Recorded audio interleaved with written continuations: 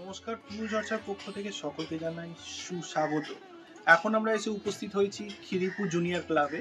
আর Khidirpur junior ক্লাবে এবছরের ভাবনা কি সেটা জেনে নিতে পেয়ে গেছি এবছরের শিল্পী রিবু ঘাটিকাকে।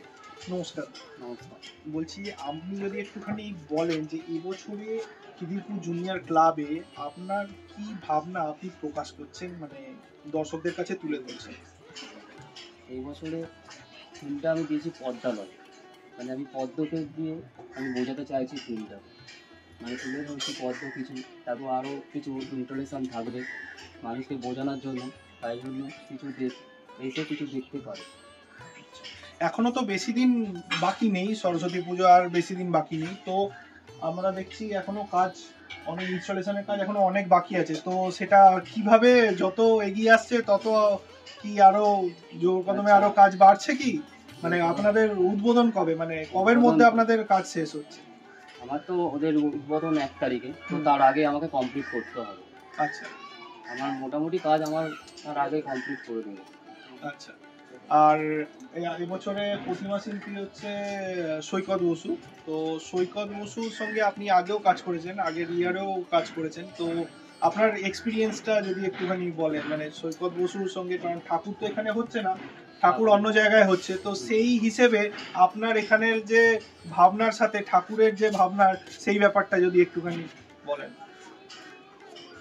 ঠাকুর তো সৈকতটা করছে, মানে এই যে ব্যাপারটা পদ্ম ইয়েটা, উনি ওনার মতো মানে পদ্ম ইয়ে থেকেই মানে ঠাকুরটা করা হচ্ছে, যাতে আমার এই কনসেপ্টের সাথে যাতে ঠাকুরটা থাকে। অসংখ্য ধন্যবাদ। এখন আমরা পেয়ে গেছি রবিশঙ্কর দাকে, তো ওনার কাছ থেকে জেনে নেব যে আপনারা কবে থেকে খিদিরপুর জুনিয়র ক্লাবের মাতৃ প্রতিমা ও অপূর্ব সুন্দর মণ্ডপ দর্শন করতে আসতে পারেন, কিভাবে আসবেন খিদিরপুর জুনিয়র ক্লাবের প্রতিমা ও মণ্ডপ দর্শন করতে, এই সব তথ্য। নমস্কার। তো বলছি যে দর্শকরা কবে থেকে আপনার মণ্ডপ দেখতে পাবেন, আর হচ্ছে কবে থেকে মানে এটা ওপেন হয়ে যাবে দর্শকদের জন্য আমাদের মণ্ডপটি ফেব্রুয়ারি মাসের 1 তারিখ থেকে খুলে দেওয়া হবে। 1 তারিখে আমাদের শুভ উদ্বোধন সন্ধ্যেবেলার পরে দর্শকরা এসে আমাদের মণ্ডপ এবং প্রতিমা দর্শন করতে পারবে।